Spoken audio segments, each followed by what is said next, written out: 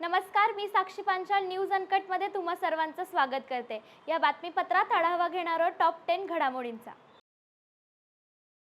OBC नेते लक्ष्मण हाके यांच्या समर्थनार्थ आज छत्रपती संभाजीनगर जिल्ह्यातल्या पाचोड बंदीची हाक देण्यात आली आहे। लक्ष्मण हाके यांच्या उपोषणाचा आज 9वा दिवस असून आज सरकारच्या शिष्टमंडळाने उपोषण स्थळी जाऊन हाके आणि वाघमारे यांची भेट देऊन चर्चा केली आहे। मात्र सरकार निर्णय घेत नाहीये, त्यामुळे हाके यांच्या समर्थनार्थ ओबीसी बांधवांकडून पाचोड बंदीची हाक देण्यात आली आहे। त्यांना चांगलाच प्रतिसाद मिळताना बघायला मिळतोय। दिल्लीचे मुख्यमंत्री अरविंद केजरीवाल यांना कोर्टाने मोठा दिलासा दिला होता। कथित दारू घोटाळ्यात अटक करण्यात आलेल्या केजरीवाल यांना गुरुवारी राऊस एव्हेन्यू कोर्टाने जामीन मंजूर केला आहे। याआधी सर्वोच्च न्यायालयाने केजरीवाल यांना 21 दिवसांचा अंतरिम जामीन मंजूर केला होता। त्यानंतर 2 जून रोजी आत्मसमर्पण केल्यानंतर ते पुन्हा तिहार जेलमध्ये गेले होते। त्यांना जामिनीसाठी राऊस एव्हेन्यू कोर्टात अर्ज केला होता।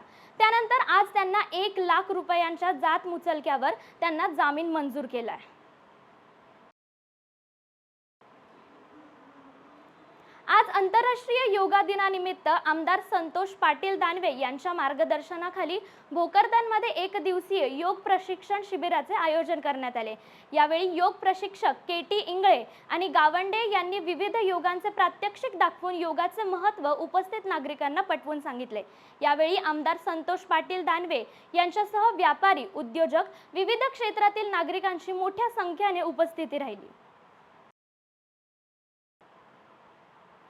योगा केल्याने शारीरिक आणि मानसिक समाधान मिळते। फक्त योगा दिनानिमित्तच योगा न करता दररोज योगा करा, म्हणजे आपण फिट राहाल। मी माझ्या आयुष्यात रोज योगा करतो, म्हणून मी शारीरिक आणि मानसिक दृष्ट्या फिट आहे।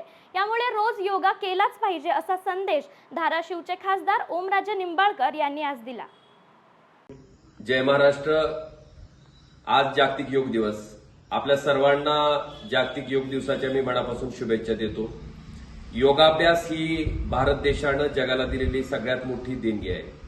माणसाच्या शारीरिक आणि मानसिक आरोग्यासाठी मला वाटतं सर्वोत्तम व्यायाम प्रकार जर कुठला असेल जगभरात तर तो योगाभ्यास आहे। आपल्या सर्वांना मी विनंती करतो की मी माझ्या आयुष्यामध्ये रोज योगा करतो। आपणही फक्त जागतिक योग दिवसापुरताच किंवा त्या दिवसापुरताच योगा मर्यादित न ठेवता रोज दैनंदिन जीवनात आपण योगाभ्यास करावेत, योगा करावा। मला वाटतंय निश्चितपणे आपल्याला सुद्धा जी ऊर्जा मिळेल ती ऊर्जा आपल्याला दिवसभर, आयुष्यभर त्या ठिकाणी काम करण्यासाठी उपयोगी ठरेल। आपल्या सर्वांना जागतिक योग दिवसाच्या मनापासून परत एकदा शुभेच्छा देतो आणि आपण योगाभ्यास करावा अशी विनंती करतो। गोंदिया शहराला महाराष्ट्र जीवन प्राधिकरण विभागाच्या डांगोर्ली पाणी पुरवठा योजनेअंतर्गत पिण्याच्या पाण्याचा पुरवठा केला जातो। या योजनेची पाणी पुरवठा करणारी मुख्य पाईपलाईन पांढारबोडी जवळ फुटल्याने गेल्या 3 दिवसापासून शहराचा अर्धा भागाचा पाणी पुरवठा ठप्प आहे। त्यामुळे शहरातील सतनामी नगर, कृष्णपुरा वॉर्ड, कस्तुरबा वॉर्ड, श्रीनगर परिसरातील बोअरवेल पाणी भरण्यासाठी महिला गर्दी करतायत।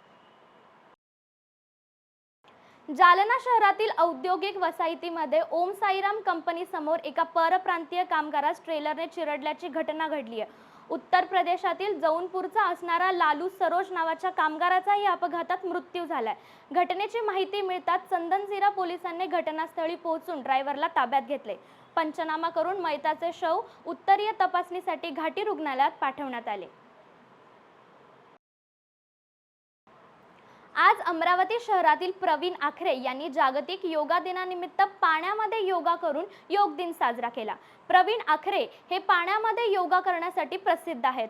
पोलीस आयुक्तांनी प्रवीण आखरे यांचे कौतुक करत त्यांच्याविषयी अभिमान व्यक्त केला। आखरे यांनी अमरावती शहर पोलीस आयुक्तात काम करत योगासाठी इंडिया बुक ऑफ रेकॉर्ड हा पुरस्कार मिळवला। अभिनेता सलमान खान 2 दिवस महाबळेश्वरमध्ये मुक्कामी असून मिळालेल्या धमकीमुळे त्याला खास पोलीस संरक्षणात पुरवण्यात आले। विशेष म्हणजे सलमान खान आर्थिक घोटाळ्यातील आरोपी वाधवान याच्या बंगल्यात वास्तव्याला असल्याने त्याची चर्चा आता सामाजिक वर्तुळात होताना दिसतेय। राज्यात मोसमी पावसाच्या वाटचालीसाठी पोषक हवामान असून पुढील 2 दिवसात मोसमी पाऊस महाराष्ट्रावर व्यापणार आहे। त्यामुळे पुढील 2 आठवडे पावसाचा जोर वाढून सर्वदूर पाऊस पडण्याची शक्यता हवामान विभागाने वर्तवली आहे। राज्यात मागील आठवडाभर मोसमी पावसाचा जोर कमी झाला होता। आता पुन्हा मोसमी पावसाने जोर धरलाय। पुढील 4 दिवस किनारपट्टी, पश्चिम घाटाचा परिसर आणि विदर्भात मोसमी पावसाचा जोर राहणार आहे। ICC T20 वर्ल्ड कप 2024 स्पर्धेतील सुपर 8 फेरीत भारताने दमदार सुरुवात केली आहे। भारताने अफगाणिस्तानवर 47 धावांनी शानदार विजय पटकावलाय। भारताने अफगाणिस्तान समोर विजयासाठी 182 धावांचं लक्ष्य ठेवलं होतं। या धावसंख्येचा पाठलाग करत अफगाणिस्तानने 20 ओव्हरमध्ये 134 धावांपर्यंतच मजल मारली। भारताचे स्टार अर्शदीप सिंह आणि जसप्रीत बुमराह या दोघांनी प्रत्येकी 3-3 विकेट्स घेऊन भारताला विजय मिळवून दिला। तर सूर्यकुमार यादव याने 53 आणि उपकर्णधार हार्दिक पांड्या याने 32 धावा काढल्यात।